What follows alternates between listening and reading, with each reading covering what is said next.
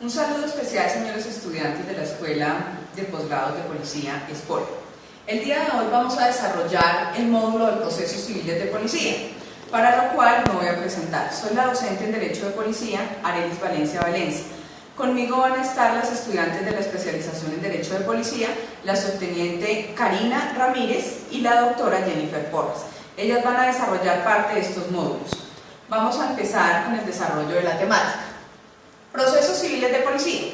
¿Qué son los procesos civiles de policía? Los procesos civiles de policía son todas aquellas acciones que ameritan una protección especial por parte de las autoridades administrativas de policía y la policía uniformada. Vamos a evidenciar cuáles son.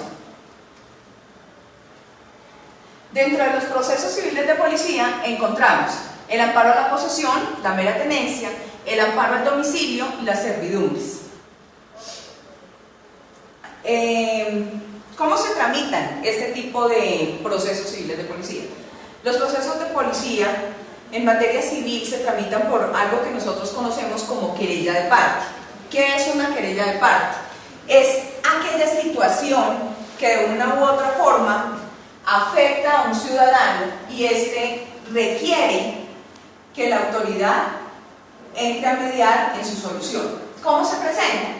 Existen unos requisitos específicos. Cuando se reúnan unos requisitos formales, ¿qué son unos requisitos formales? Son los mismos requisitos que ya en varias oportunidades hemos visto relacionados con el proceso y con las querellas o los procesos administrativos de policía. Se debe presentar por escrito, debe ir firmado, debe ir acompañado de anexos, debe tener una pretensión. La pretensión en materia de policía puede ser o el amparo a la posesión, el amparo a la tenencia, las servidumbres, el amparo al domicilio. Siempre la pretensión es tendiente a buscar que se resguarde el derecho vulnerado. Existen diferentes formas de presentar la querella. Las querellas se presentan directamente ante las inspecciones de policía, ante las oficinas jurídicas de las alcaldías o ante los comandos de policía. Cuando se presenta a través de un apoderado, este debe tener poder amplio y suficiente para hacer la representación de aquel que materializa la querella como querellante.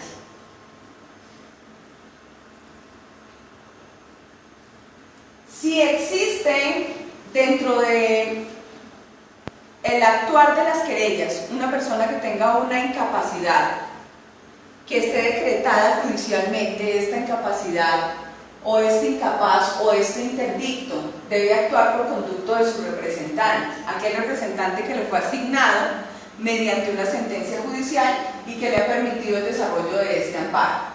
Debe necesariamente presentarse dentro de los términos establecidos para desarrollar la querella. Continuemos. ¿Cuáles son los principios que requieren las pruebas en materia de procesos civiles de policía? Los procesos civiles de policía son aquellos que necesariamente deben demostrarse la causalidad del individuo que presenta la querella con la vulneración de ese derecho a la propiedad, al domicilio, a la tenencia.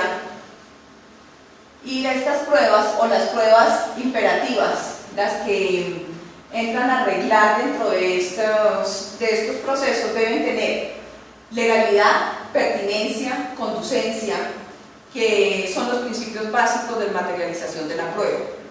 Igualmente se debe garantizar el derecho de defensa, el derecho de contrariedad, el derecho de contravertir las pruebas, el derecho de observar el debido proceso, la doble instancia, la publicidad de los actos. No existe dentro de este tipo de procesos una reserva a las partes. Las partes deben conocer con inmediatez y precisión lo que se desarrolla dentro de estas querellas. Y debe haber libertad de medios probatorios para las partes, a menos de que el inspector de policía desarrolle algunos que se conocen como pruebas reinas dentro de cada uno de los procesos. Bueno, vamos a empezar a desarrollar uno por uno de estos amparos. El primero que vamos a desarrollar es el que tiene que ver con aquellos derechos de la propiedad, para lo cual vamos a trabajar el amparo a la posesión, la mera tenencia y la acción de lanzamiento por ocupación de hecho.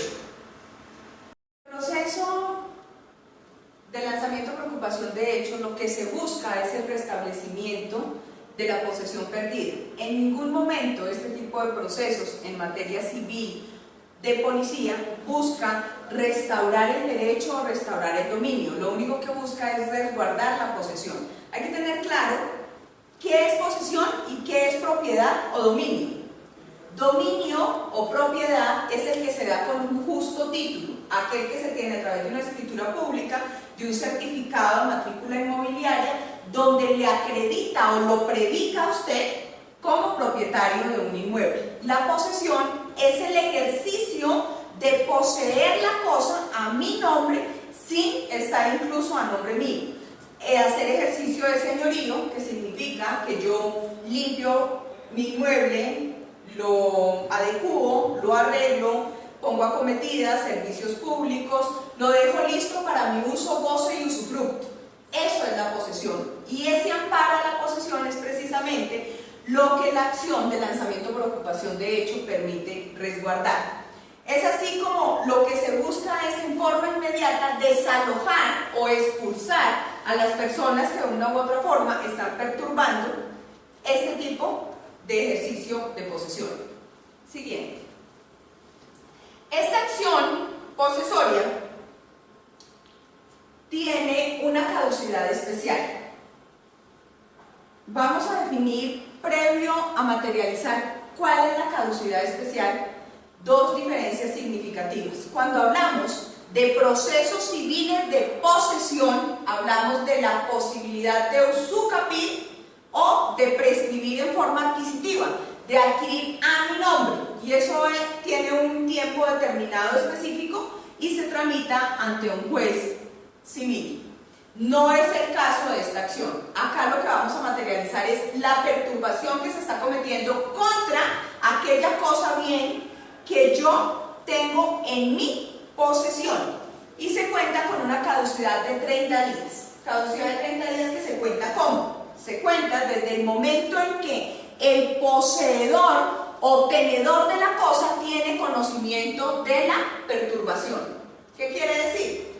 Que el día de hoy yo me entero que una persona entró en forma irregular a mi propiedad casa-habitación, perdón, a mi propiedad no, a mi posesión casa-habitación, aquella que tengo con ánimo de señor y dueño, en la que habito, en la que cohabito, o la que tengo en ejercicio de tenencia a través de un contrato de arrendamiento, o aquella que tengo en guarda o en curaduría. Una persona en forma irregular ingresó y está ejerciendo señorío sobre ese inmueble sobre el cual yo ejerzo posesión. A partir del momento en que yo me entero, tengo 30 días hábiles para comunicar al inspector de policía sobre esta irregularidad y que se tomen las acciones necesarias para que se me restablezca la posesión, el ejercicio, uso y goce de ese inmueble, o como lo dice el Código Civil, de la cosa. Sigamos. Como ya lo había denunciado, la autoridad competente en materia territorial es el inspector de policía. Se desarrolla a través de una querella de policía. Las querellas de policía en este momento aún se tramitan en forma escrita, pese a que el Código Nacional de Policía en muchas instancias ha permitido tramitar muchas de sus acciones en forma verbal. Sigamos. Ahora bien, ¿qué pregunta o qué le corresponde específicamente a la Policía Nacional desarrollar dentro de la protección al amparo a la posesión y a la mera tenencia? Esto nos lo trae específicamente el Código Nacional de Policía desde sus artículos 125 en adelante, en la regulación de algunos derechos y libertades, donde marca en su capítulo 5 el derecho a la propiedad, la protección inmediata de este tipo de situaciones. Y dice el artículo 125 que la policía solo puede intervenir para evitar, téngase claro, evitar que no se perturbe el derecho a la posesión. ¿Qué quiere decir esto? Que yo ejerzo unas acciones preventivas para que aquel poseedor inicial pueda restablecer la situación que le está siendo vulnerada dentro de ese inmueble, que puede tener como poseedor activo, como poseedor pasivo, como simple tenedor y se le restablezca. Los procesos civiles de policía no permiten que se acrediten títulos de propiedad, porque como ya se los indiqué, no se está discutiendo la propiedad del inmueble, se está discutiendo el ejercicio de uso posesorio de estos inmuebles. No es necesario que dentro de estas pruebas se lleve certificados de tradición, ni escrituras, ni pagos de la compra de un inmueble. No, con que se materialice y se demuestre el ejercicio posesorio es suficiente.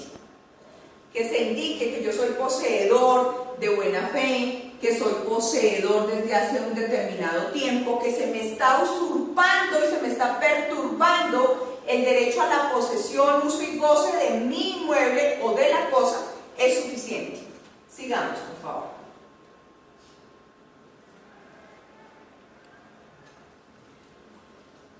¿Cómo se desarrollan las querellas de policía? Las querellas de policía tienen, como ya se los indiqué en algún momento, un desarrollo sistemático o paso a paso evidenciado similar al de un proceso. Quiere decir que se recibe la querella, se practican unas pruebas. Dentro de estos procesos de lanzamiento por ocupación de hecho, amparo a la posesión, mera tenencia, la prueba reina o la prueba que permite evidenciar con precisión que se está vulnerando el ejercicio de posesión, mera tenencia, lo da la inspección ocular. Aquella visita que realiza el inspector al inmueble que está siendo perturbado para determinar que efectivamente existe un tercero que está perturbando el ejercicio del derecho de posesión de aquel que está materializando la querella. Es por eso que es tan importante que esta práctica en la inspección ocular se realice una vez se reúnan los requisitos fundamentales o básicos de la querella. Se tiene la querella, se admite la querella, se comunica a las partes e inmediatamente se desarrolla la prueba para evitar dilaciones en el proceso. Es importante escuchar a las partes. Si las partes son escuchadas, existen las contradicciones de un lado y del otro y el ejercicio material de los derechos dentro del desarrollo de las querellas.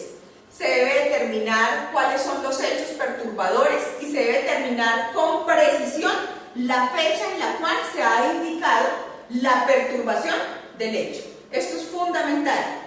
¿Por qué? Porque como les indiqué, el término de caducidad de esta acción son 30 días, lo cual quiere decir que los empiezo a contar desde el momento mismo en el cual el querellante se enteró de esa perturbación.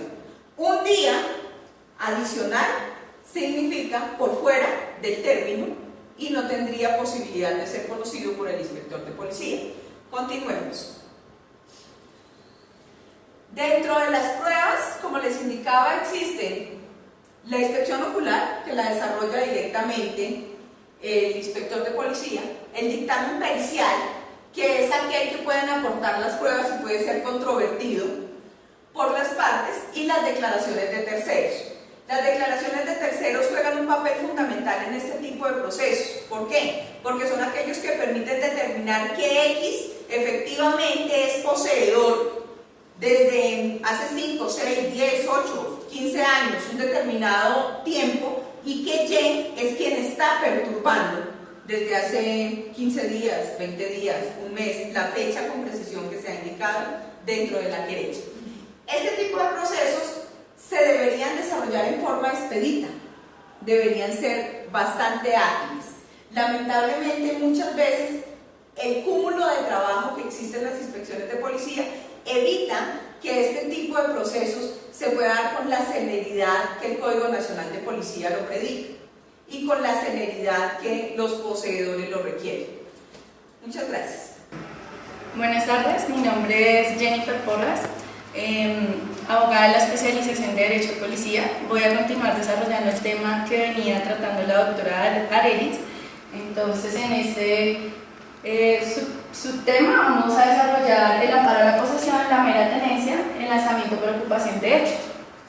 Vamos a partir de la definición de la posesión que se encuentra contemplado en el artículo 762 del Código Civil, en el que establece que la posesión es la tenencia de una cosa determinada con ánimo de señor y dueño, bien sea por sí mismo o por interpuesta persona en lugar y nombre de él. El poseedor se reputa dueño mientras otra persona no justifique serlo. Se deja de poseer una cosa desde que otro se apodera de ello con ánimo de hacerlo suyo, según lo establece el artículo 787 del Código Civil. Vamos a definir ahora el amparo a la posesión, que es el derecho que tiene todo ciudadano colombiano, consagrado en la Constitución Política, en su artículo 22, 85 y 87, que nos habla sobre el derecho a la paz, el acceso a la administración de justicia. Vamos a definir ahora el artículo 775, que nos habla sobre la mera tenencia, que se llama la mera tenencia, el ejercicio sobre una causa no como dueño, sino en nombre o lugar del dueño, es decir, se reconoce dominio ajeno. Es el caso, digamos, del usufructuario, del acreedor prendario, del usuario, del que tiene derecho de habitación, como por ejemplo el arrendatario, el arrendador. Y ahora vamos a explicar qué es el amparo de la posesión, que consiste en eliminar la perturbación presentada por actuaciones propias que afectan al poseedor de un inmueble. Esto se hace a través de un proceso de perturbación a la posesión.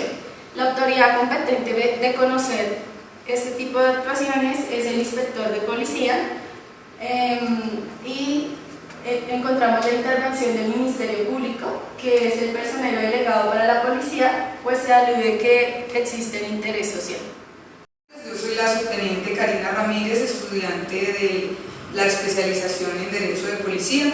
En aras de hacer un poco más ameno el video que ustedes están viendo, yo voy a explicar el segundo subtema del proceso de amparo al domicilio.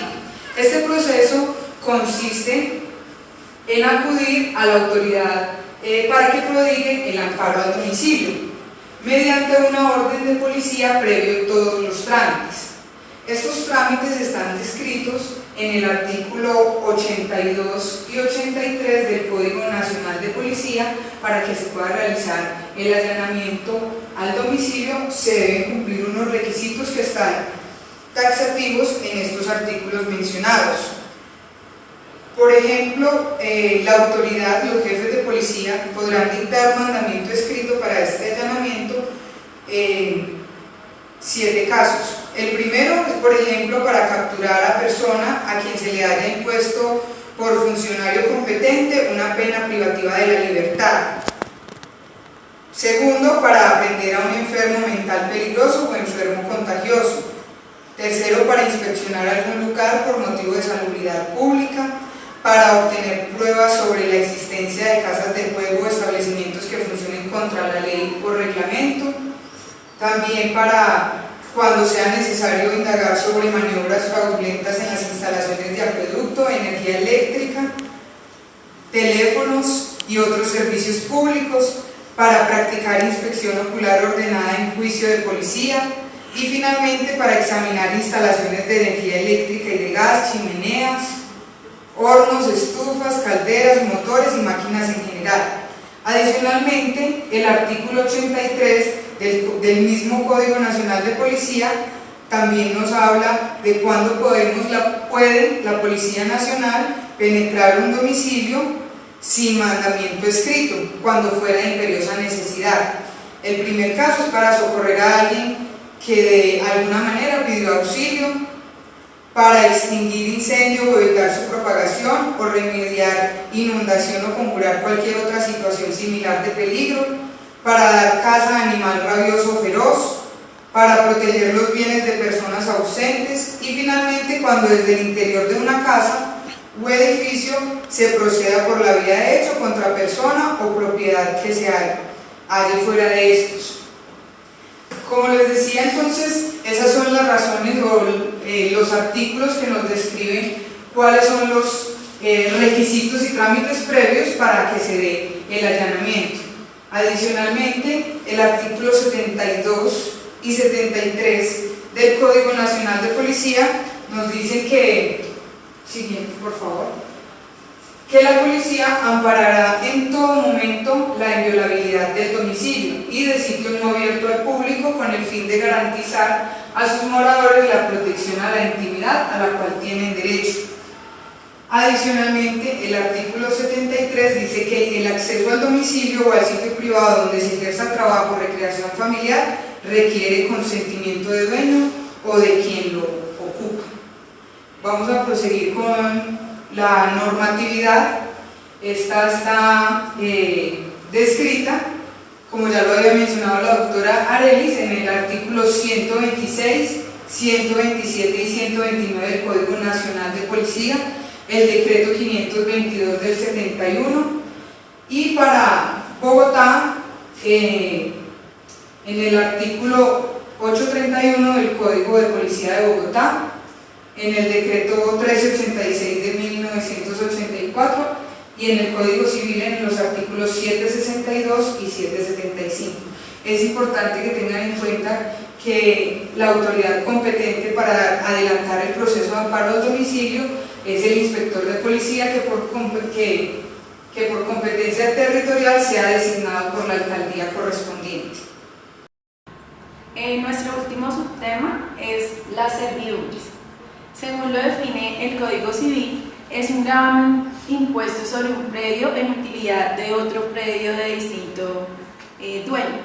El artículo 880 del Código Civil define que se llama predio sirviente el que sufre un gravamen, también conocido como el predio pasivo, y el predio dominante es aquel que reporta la utilidad, también conocido como el predio activo. Finalmente, respecto a la competencia de la policía en los procesos de servidumbre, los encontramos descritos en el artículo 128 al 130 del Código Nacional de Policía, los cuales dicen: el artículo 28 dice que al amparar el ejercicio de la servidumbre, el jefe de policía tendrá en cuenta los preceptos del Código Civil. Asimismo, pues la protección que la policía le preste al poseedor se dará también para el mero tenedor. Y finalmente, el artículo 130 dice que la policía será la encargada de velar por la conservación y la utilización de las aguas de uso público, y por consiguiente el jefe de policía deberá evitar el aprovechamiento de dichas aguas cuando se haya obtenido un correspondiente permiso. Así tendrá que velar por el cumplimiento de las condiciones impuestas en él y en los mercedes de las aguas. Es importante destacar lo siguiente. ¿Por qué se llama servidumbre? Servidumbre viene de la palabra servir, que es prestar un servicio a. ¿Qué quiere decir? Que existe un predio o un inmueble que va a prestar un servicio en beneficio de otro. Eso es básicamente las servidumbres. Ustedes dirán, en este momento ese tipo de cosas ya no pasa. Sí se pueden dar básicamente en algunas instancias en la actualidad. Más adelante vamos a ver algunos ejemplos que aún se presentan para esta época. Por lo pronto vamos a determinar las clases de servidumbre. Dentro de esas clases de servidumbre tenemos la servidumbre continua, que es aquella que se da en forma permanente y reiterada. Por ejemplo, aquellas que tienen que ver con el tránsito de aguas. Ubiquémonos en un predio rural donde exista el paso natural de una escorrentía o de un río y varios de los predios requieran el servicio de acueducto para poder suplir sus necesidades básicas. Existirán unos predios que están más cerca al canal natural de agua y que requerirán sufrir un gravamen para que sobre su tierra o en forma subterránea, de manera permanente, diaria, continua, transite el flujo de agua que requieren los predios vecinos. Estos predios sobre los cuales se fija manguera, tubo, sequía, canal, se denominan predios sirvientes. Y el predio dominante es aquel que recibe el servicio del acueducto o del agua que se presenta en ese momento. Discontinua es aquella que se presenta, como su nombre lo indica, en una forma no permanente. Se da por determinados espacios de tiempo, como las servidumbres de tránsito. ¿Qué es una servidumbre de tránsito? Retomemos el mismo ejemplo. Tenemos varios predios rurales sobre los cuales recae un camino de herradura, una carretera un sendero que la gente ha construido por el hecho de caminar o trascender sobre él, y el predio que se encuentra al final o más alejado de la carretera va a ser el predio dominante, porque va a ser aquel que materializa el paso por los otros predios para poder acceder a la vía principal. No en forma permanente los habitantes del último predio o del último inmueble van a estar transitando en todo momento. Transitarán una vez al día, 2 veces al día, una vez por semana, por los otros predios que prestan este servicio carreteable o de tránsito. Existen servidumbres positivas. Es la que se predica dentro del predio sirviente fijando unos límites colindantes. Volvamos a la servidumbre anterior, la de tránsito.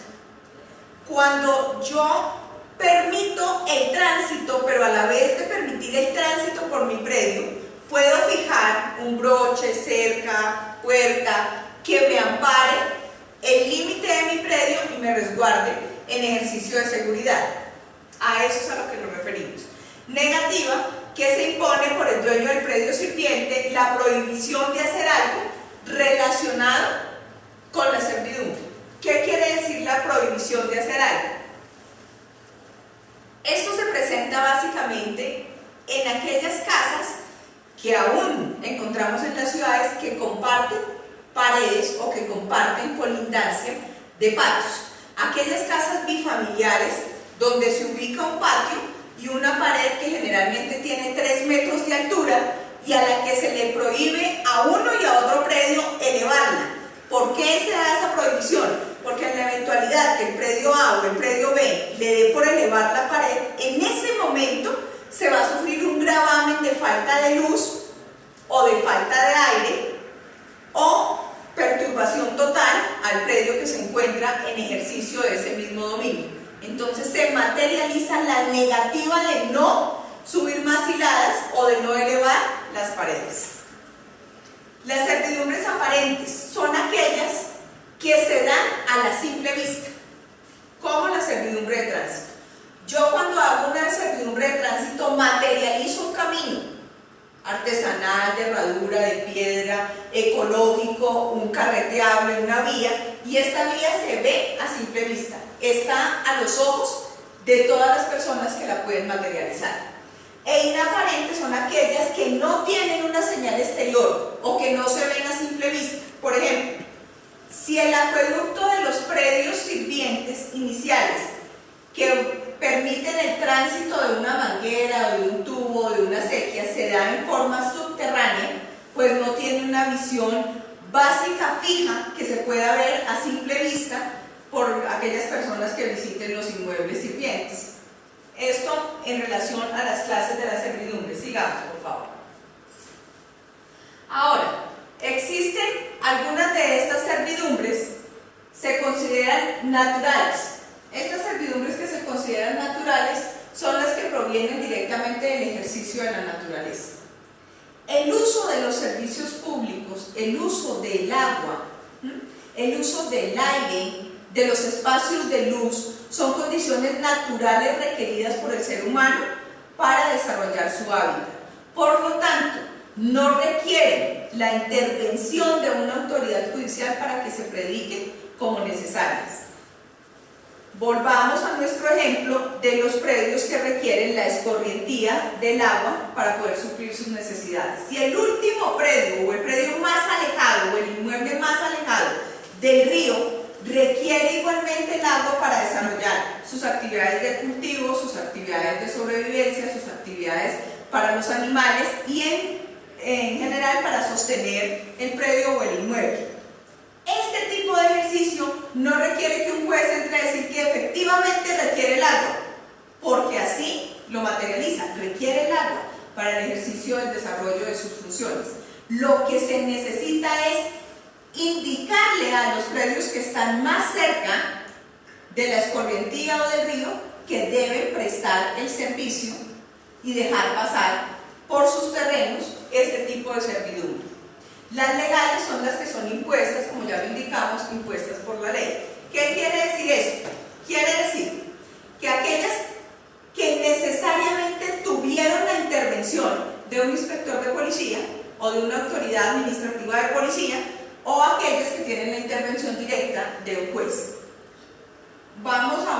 ejemplo que se puede presentar clásico incluso en ciudades como la ciudad de Bogotá. Nosotros podemos tener un inmueble que tenga 3 pisos. Estos 3 pisos pueden estar compartiendo la distribución del servicio de acueducto. Tienen un solo medidor y un solo distribuidor de acueducto, lo cual quiere decir que el pago del servicio público se puede dividir en los 3 pisos y se debe pagar de esa forma. La causación del gravamen de uno de estos que no pague o que obstaculice el ingreso del agua, el del primer piso bloquea el ingreso del agua al piso 2 y al piso 3, genera una afectación inminente a los otros 2 pisos, lo cual genera una perturbación y requiere la intervención de la autoridad. Lo mismo puede pasar en aquellos inmuebles donde se necesita el tránsito de acceso. ¿Qué es el tránsito de acceso? Tenemos una sola puerta de ingreso para varias habitaciones o casas habitaciones. Si uno de estos moradores requiere y echa no solo su trabilla o su llave, sino que le da por cerrar en una forma diferente a la cual los demás moradores no puedan acceder, estaría perturbando la servidumbre de tránsito a que tienen derecho los demás moradores. Sigamos. Ahora bien, les voy a dejar dentro de las diapositivas que ustedes ya tienen en el aula virtual, existe un diagrama de flujo. Este diagrama de flujo les va a explicar clara y precisamente el paso a paso de cómo se desarrolla una querella de policía, no solo en materia de servidumbres, sino en materia civil de policía. Amparo a la posesión, amparo al domicilio, el lanzamiento por ocupación de hecho, las servidumbres, van ustedes a evidenciar un paso a paso. Y ese paso a paso tiene connotaciones. Si pasa esta situación, hacemos esto. Pero si no se ejercita esta situación, se hace esto. Espero que puedan entender el diagrama de flujo. Por favor, cualquier circunstancia que se les presente, cualquier duda que tengan, pueden acceder a través del aula virtual, hacer las consultas requeridas y con mucho gusto se les absolverá. Buena tarde.